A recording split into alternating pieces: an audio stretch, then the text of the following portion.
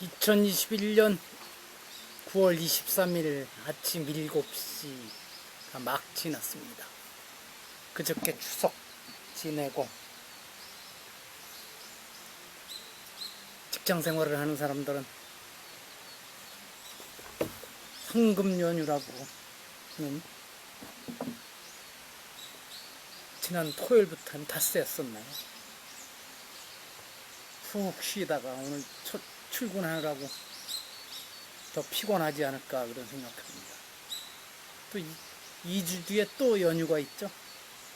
개천절에 끼고 예전에는 10월에는 10월 1일 국군의 날 쉬고 10월 3일 개천절 날 쉬고 10월 9일 한글날 그 다음에는 10월 24일은 또 유엔데이라고 해서 또 쉬게 해줬었죠. 그래서 기업을 운영하는 사람들은 싫어하고 월급을 타는 사람들은 좋아한다고 그런 농담도 있었습니다. 저야 뭐 특별한 연휴가 있었겠습니까? 잘 지냈습니다. 며칠 전 아침에 짧게 아마 추석날 아침이었나요? 영상 편지를 띄우면서도 말씀드렸는데 이번 추석을 기해서 변화를 주기로 했고 그렇게 했습니다. 무엇보다도 추석 며칠 전서부터 그런 생각을 하기 시작했습니다.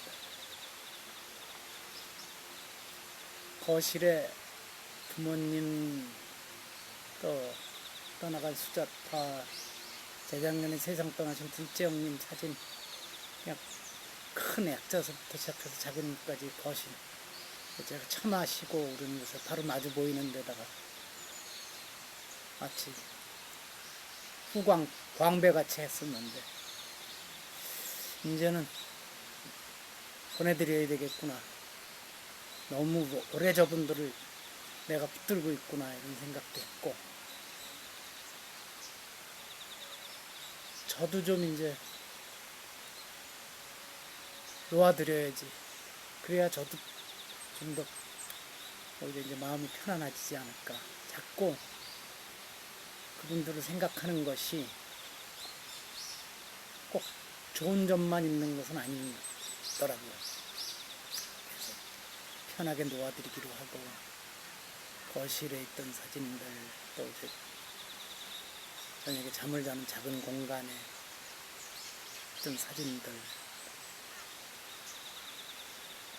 그래서 다른 방에 한쪽으로 따로 잘 모셔두었습니다. 그러면서 나를 너무 통제하고 있었구나 하는 생각도 동시에 했습니다. 특히 3년 전 아내가 떠나면서는 행동이 조심스러워서 여자들하고는 전화도 거의 안 했습니다. 그러니까 오래전부터 알던 사람도 혹시 그쪽이 싱글이 됐을 경우에는 전화를 잘 안 했습니다. 누구하고 함께 만나는 자리가 있으면 가고 누가 저보고 뭐 그렇게까지 조심하느냐 그러는데 그건 저는 문제를 일으키지 않는다고 확신합니다만 누가 봐도 괜한 구설수에 오르고 저 혼자만 구설수에 오르면 좋은데 다른 사람도 상대방이 그런 구설수에 오르는 게 그런 피해를 주면 안 되니까 조심했는데 돌이켜보면 어쩌면 너무라는 말이 꼭 안 좋은 경우가 많지 않습니까? 제가 과유불급이 아니라 과불여불급이라고 합니다. 지나친 거는 모자람만 못하다고 하는데 지나치게 조심을 하지 않았을까 하는 생각을 했습니다. 그래서 이제 편하게 대하기로 했습니다. 그랬더니 어제 어떤 분이 한 번도 만나진 않고 페이스북 인연으로만 편하게 여기고 되게 좀 김치도 담궈서 보내주고 그런 분이 페이스북 댓글을 그렇게 달아놨어요. 아유 선생님은 옛날에 사모님 계실 적에도 그러셨어요. 제가 말 좀 붙여볼래도 어려웠습니다. 그래서 아 그랬느냐고 웃고 말았습니다. 하긴 제가 목소리도 딱딱 끊어진다 그러고 예전에 전화로만 목소리를 듣는 사람들은 목소리에 너무 힘이 들어가서 무섭다고 하는 사람도 있었다고 해요. 그렇고 며칠 전에 일기에도 썼습니다만 참 키가 작고 이래도 이제까지 누구 앞에 굽신거려 보지 않았고 권력이 됐든 재력이 됐든 그 큰 걸 가지고 있는 사람 앞에 쩔쩔매본 적 없고 앞으로도 그럴 것이라고 믿습니다. 이게 부모님한테 물려받은 장점이고 때로는 사회생활에 불편함을 가져다 주게 하는 단점이기도 하다고 그저께 영상 편지에서도 말씀드린 것 같습니다. 그리고 첫 직장에 들어갔을 때 2달 만에 선배들이 붙여준 별명이 리들 빅맨이라고 작은 거인이라고 하면서 그랬고 83년부터 85년까지 2년 동안 말레이시아 근무할 적에는 거기에 화교 사업하는 사람들 이런 사람들이 저보고 참 작은 꼽추가 맞대 소리도 잘했습니다. 그 당시에 30대 초반이었는데 30대 우리 나이로 29에 나갔었군요. 29에 나가서 29, 하여튼 20대 후반에서 30대 초반인데 참 당돌하다고 그랬던 사람들이 많았을 거예요. 지금도 기억나는 게 거기 대법원 판사하고 또 인연이 돼서 그 생일 파티에 초대를 받아 갔는데 그 말레이시아 그 고위 관료들의 참 대저택은 영국 식민지 시절에 그 식민지 고위 관료들이 쓰던 정원이 넓은 그런 저택이죠.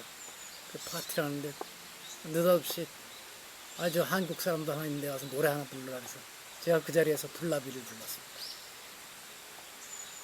한번 말레이시아 쿠알라룸푸르에 포타마라고 하는 나이트 클럽이 있는데 거길 현지 사업가의 초대를 받아서 저녁에 술을 마시러 갔어요. 근데 제가 그때 자재 구매를 보고 있기 때문에 모든 일을 조심스러워서 거길 가면서도 한 선배하고 같이 갔는데 당시 거기 우리 회사 가장 높은 직위에 있던 상무한테 오늘 이렇게 술을 마시러 갑니다 하고 얘기를 해보았습니다. 근데 거기서 술이 좀 취했죠. 근데 지금은 어떤가 모르겠습니다만 말레이시아에는 고급 중국 음식점 요리사도 대개 홍콩이나 대만에서도 오고 나이트클럽 사회 보는 사람들도 대개 홍콩에 온 사람들입니다. 사람이 사회 보다가 뭐 이런저런 재밌게 얘기를 하길래 제가 술이 취해서 또 앞으로 나갔어요. 그랬더니 이 사람이 저보고 일본인이냐고 자페니스 프렌 했는데 제가 또 그냥 요즘 같으면 그렇게 안 하는데 순간 나는 한국인이다 그러면서 하지 말았어야 될 말이기도 하죠. I hate Japanese 했죠. 노래 할 줄 아냐 그래서 제가 거기서 뭐 아리랑을 불렀나 하여튼 뭐 마이크 잡고 아리랑을 불렀는지 또 블라뷰를 불렀는지 모르겠습니다. 하여튼 그랬습니다. 근데 이튿날 소문이 났어요. 한국 교민사회에. 마침 그 자리에 대사관 고위 관료와 같이 술 대접으로 왔던 어떤 사업가가 저한테 뭘 좀 해보려는데 잘 안 되고 있어서 저를 어떻게든지 흠집을 내고 싶어 하던 사람이었는데 그 사람이 그 장면을 보고 상무한테 전화를 걸었답니다. 그 회사 이 대리가 술 대접 받고 있더라고. 근데 참 신고를 하고 가길 잘했지. 상무가 아니 그러지 않아도 어제 누구한테 술 대접 받을 일이 있어서 같이 거기 간다고 얘기를 해고 갔다 그러니까 저한테 흠집을 내려고 그러던 사람이 아주 당황스러워했다는 얘기도 나중에 들었습니다. 다 여담입니다. 자, 지나간 얘기고 근데 단테 신곡에 100곡 중에 다른 구절은 몰라도 제 동기들이 다 그 구절은 기억하는데, 고통스러운 때, 비참한 때를 당하여 과거에 행복했던 시절을 회상하던 것보다 더 큰 고통은 없느니라 하는 게 지옥편 제5곡에 나오는 얘기입니다만, 제가 그렇다고 해서 지금이 어려워서 옛날에 재밌던 시절을, 즐거웠던 시절을 회상하고 이러는 건 아닙니다. 그냥 이렇게 돌아봅니다. 이번 추석을 기해서 어쨌든 뒤를 에 대한 생각보다는 앞을 내다보고 앞으로 나갈 길을 주로 찾아보기로 했습니다. 잘 지냅니다. 세상이라는 게 그렇더라고요. 요즘 저녁에는 모파상의 소설 벨아미를 읽고 있는데, 벨아미는 우리말 그대로 옮기면 멋진 친구 이런 거죠. 근데 이 벨아미는 모파상의 작품이 이런 게 있는지도 몰랐었고, 몇 해 전에 알라딘에서 DVD를 사다가 여러 차례 봤습니다. 굳이 분류하면 19금을 넘어서 한 25금쯤은 돼야 될 영화인데, 그러고서 작년인가 이 책을 사놓고서 안 읽었었어요. 며칠 전부터 읽기 시작했는데, 소설은 그렇게 19금이 아닙니다. 영화 만드는 사람들이 아주 적나라한 표현을 만들어냈지, 소설에서는 그 시절 소설들은 그렇게 적나라하게 표현하지 않았었습니다. 근데 어제 이 타고난 남봉꾼, 제가 아주 작업의 대가라고 그러는 조르주,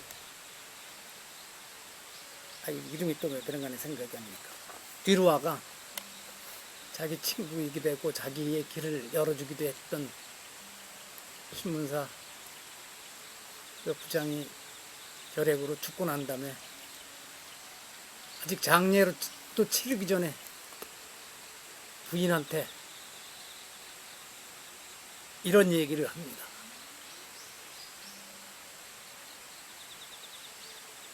앞쪽은 쭉 빼겠습니다. 이게 이런 말씀을 지금 안 드리면 안 되겠다. 나는 지금 가진 건 없지만 앞으로 가진 것, 희망이 있는 사람이다 하면서 이렇게 했어요. 한 대목 읽어보겠습니다. 아무튼 언젠가 댁에서 제가 진정으로 바라는 꿈은 당신과 같은 분을 아내로 맞는 일이라고 말씀드린 적이 있죠. 대답은 하지 마시고 제 이야기만 들어주십시오. 제가 지금 당신에게 부탁을 드리는 건 아닙니다. 그저 한마디로 저를 행복하게 해주실 수 있다는 걸 잊지 말아 주셨으면 하는 마음뿐입니다. 당신께서 뜻하시기에 따라서 저를 형제나 다름없는 친구로 삼든 남편으로 정하시든 자유입니다. 아무튼 제 마음과 몸을 당신께 드립니다. 그러나 이 자리에서 대답을 듣고 싶진 않고 여기에서 또 이런 이야기를 하고 싶지도 않습니다. 파리로 돌아오셔서 만나뵐 때 어떻게 결정하셨는가를 들려주시면 좋겠습니다. 그때까지는 이 문제에 대해서 한마디도 하지 않기로 합시다. 여자가 묵묵히 듣고 조금 있다가 춥군요 하고 방으로 들어갔다고 그래요. 근데 좀 지내서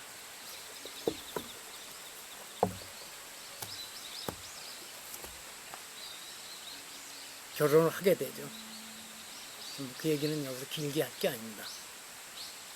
하여튼 이 조르주라는 친구는, 조르주 뒤루아라는 친구는 타고난 작업꾼입니다.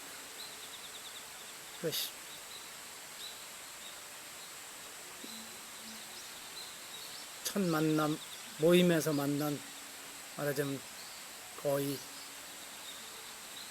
귀족급이나 아니면 부르주아의 아주 잘 사는 부인들 셋을 차례로 농락이라고 해야 되나요? 하여튼 그들과 탈락을 맛보고 나중에는 그 신문사 사장 부인과 그런 관계에 있으면서 그 딸을 또 유혹해서 결혼에까지 이르죠. 아마 이게 19세기 말 프랑스 상황이로구나 하는 생각. 프랑스뿐은 아니죠. 보면은 러시아 귀족 사회도 그렇고 당시 유럽이 겪고 있던 일들일 겁니다. 그건 그렇고 이게 이런 이 조르드 뒤로와 같은 작업의 대가들한테 넘어가는 것 같아요. 아마 남자들도 마찬가지일 겁니다. 린다 김이나 신정아나 요즘 또 누구 나오죠? 그런 사람들한테 출세했다는 사람들이 넘어가는 거 보면 다 비슷한 것 같습니다. 냉정하게 저 타고난 작업꾼이로구나 하고 보는 게 아니고 진짜 나를 좋아하나 보다. 저 매력이 그때부터 보이기 시작하고 그래서 넘어가는 것 같습니다. 근데 남녀관계에서만 그러겠습니까? 세상 많은 부문에서 그런 일들이 벌어져서 많은 사람들 힘들게 하기도 하죠. 저는 안 그럴 것 같습니다만 글쎄요. 누가 하긴 뭐 저를 유혹하겠습니까? 이성이 저를 유혹하겠습니까? 아니면 어디다 투자하라고 속이로 들겠습니까? 그런 일이 없을 겁니다. 또 오더라도 이제까지 제가 살아온 길로 봐서는 잘 피해갈 것입니다. 하여튼 추석을 기해서 바꾸어가고 있습니다. 제 생활을. 그저 추석날 저녁에, 추석날은 하루 종일 추석날인데 책만 읽는 거는 추석에 대한 도리가 아닐 것 같아서 오후에 이포보 쪽에 가서 강변을 따라서 10,000보 이상 걷고 왔습니다. 마침 어제는 고향 동네 후배가 열무김치 담궈놨다고 가까운 데 계시면 오라 그래서 가서 가깝지 않아도 가요. 꽤 오래 먹을 수 있는 싱싱한 열무김치를 받아왔습니다. 본인이 농사 지은 것으로 담근 거라. 오늘 아침에 먹어보니까 조금 더 익어야 되긴 하겠습니다. 이렇게 나누는 정이 있는 사회가 그게 좋죠. 여기서 마치겠습니다.